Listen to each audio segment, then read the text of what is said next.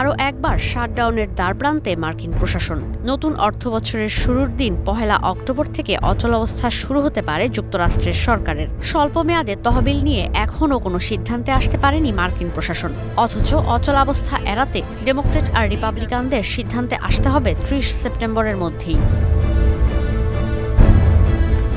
সোমবার ডেমোক্র্যাট আর রিপাবলিকানদের সঙ্গে বৈঠকে বসার কথা রয়েছে ট্রাম্প প্রশাসনের, যেখানে বিল নিয়ে একমত হতে পারেন কংগ্রেসের আইন প্রণেতারা। ২১ নভেম্বর পর্যন্ত মার্কিন সরকারকে সচল রাখতে ডোনাল্ড ট্রাম্পের উত্থাপিত বিল প্রত্যাখ্যান করেন ডেমোক্র্যাটরা।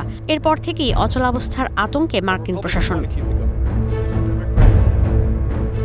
ডেমোক্র্যাটদের দাবি, যে কোনো বিলে স্বাস্থ্যসেবার আওতা বাড়াতে হবে। ওয়ান বিগ বিউটিফুল বিল অ্যাক্টের আওতায় নেওয়া স্বাস্থ্যসেবায় সরকারি ব্যয় কমানোর সিদ্ধান্ত থেকে সরে আসতে হবে। রিপাবলিকানদের দখলে মার্কিন সিনেটে ৫৩টি সিট থাকলেও কোনো সিদ্ধান্ত বাস্তবায়নে ৬০ জন আইন প্রণেতার সম্মতি প্রয়োজন পড়ে। সরকারি ব্যয় তহবিল নিয়ে মার্কিন কংগ্রেসে সিদ্ধান্ত না হলে অচলাবস্থা শুরু হবে মার্কিন সরকারের। অর্থ ছাড়া সরকারি অনেক সংস্থার কার্যক্রম সাময়িকভাবে বন্ধ হয়ে যেতে পারে। চাকরি হারাতে পারেন ১ লাখের বেশি সরকারি কর্মী।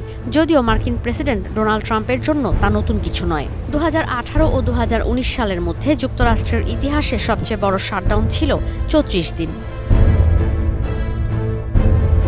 কিন্তু এবারের অচলাবস্থা বেশি বিপজ্জনক হওয়ার কারণ সরকারি কর্মীদের ওপর প্রভাব পড়বে অনেক বেশি, যা আরও বাড়িয়ে দিতে পারে দেশের বেকারত্ব। অনেকের আবার কাজ করতে হতে পারে বেতন ছাড়াই। ক্ষতিগ্রস্ত হতে পারে সামাজিক নিরাপত্তা, সামরিক কার্যক্রম, অভিবাসন অভিযান, ট্রাফিক ব্যবস্থা। বড় পরিসরে অর্থনীতিতে প্রভাব না পড়লেও দীর্ঘমেয়াদে বাধাগ্রস্ত হতে পারে দেশটির প্রবৃদ্ধিও। ঈশিতা ব্রহ্ম, স্টার নিউজ।